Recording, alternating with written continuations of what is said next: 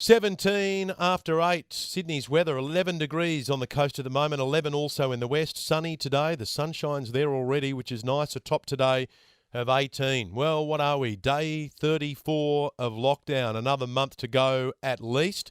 But there are a number of MPs who are saying, look, there are parts of Sydney that don't need to be locked down, certainly not for the next month.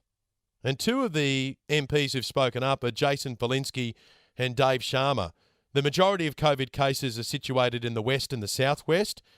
And if you've got areas that have a low number of cases or no cases whatsoever, should lockdowns be lifted? Should people be back at work? Should schools be back? Let's go first of all to Jason Falinski, who is the member for McKellar. So he covers places like the Northern Beaches, including Avalon, Bayview, Belrose, Narrabeen, Newport, parts of Dee Why. Hey, Jason. Hey, how are you, Ben? Yeah, good. I'm guessing people on the north, you'd be feeling it more so because of the localised lockdown before Christmas last year. Yeah, that's right. There are a lot of people up here who sort of feel like we did our bit over Christmas, New Year, and we understood that. And by locking us down, the rest of Sydney was able to stay free during Christmas and New Year. And now where you've got very low cases and no community transmission, and it's not just about the Northern Beaches, it's Central Coast, Wollongong, Ryde, Hornsby, all sorts of, even the eastern suburbs now, Ben, you're seeing cases fall there. Is it sensible to keep us locked down and keep kids away from school, families separated, people away from work and hurting businesses like this? So you're saying, like on the Northern Beaches in the lead up to Christmas, localised lockdowns work. There's no point punishing everyone. And also you need people to be rested a little bit in case there are problems in their community and they do need to lock down. Mental health resilience is a huge part of this. And you're right, this is about suppressing the virus, not about suppressing people's freedoms. So, you know, if there's no point to these lockdowns in terms of controlling the virus, why put people through it? Let me bring in Dave Sharma, because the federal MP, Dave Sharma, has got a view on this one as well from the eastern suburbs. G'day, Dave. G'day, Ben. Good to join you. You are saying similar things. You know, you've got people needing to go to work, people wanting to go to school, and very few cases in your part of Sydney. Yeah, look, I think my point is, Ben, that we're a lot further along with this disease than we were last year when Melbourne had to go into a really broad lockdown. We've got good data in New South Wales. We don't have the disease going through aged care facilities. Our contact tracing and testing systems are all working. So let's use this data to our advantage. We know where the new cases are. We know where the sources of infection are, and where those LGAs are not having new cases and not transmitting the disease.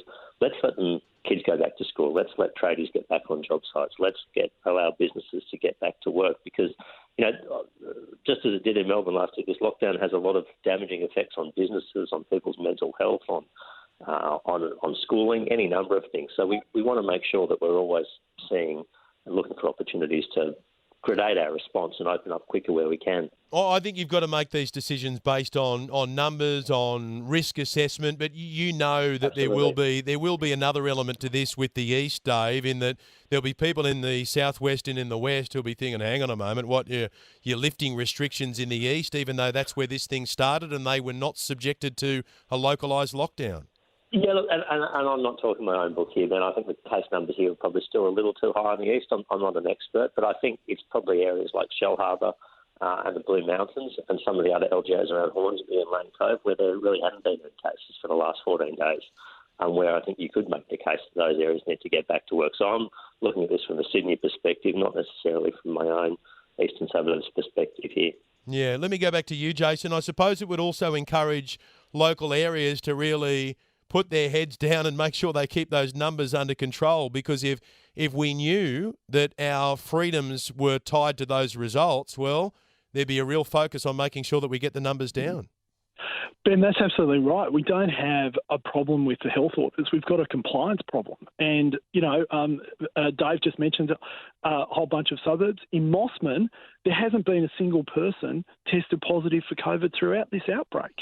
And there's no better example of how this is a compliance problem than the wake at Pendle Hill, where 50 people went to a wake against the health orders. 45 of them have tested positive. 2 people have died.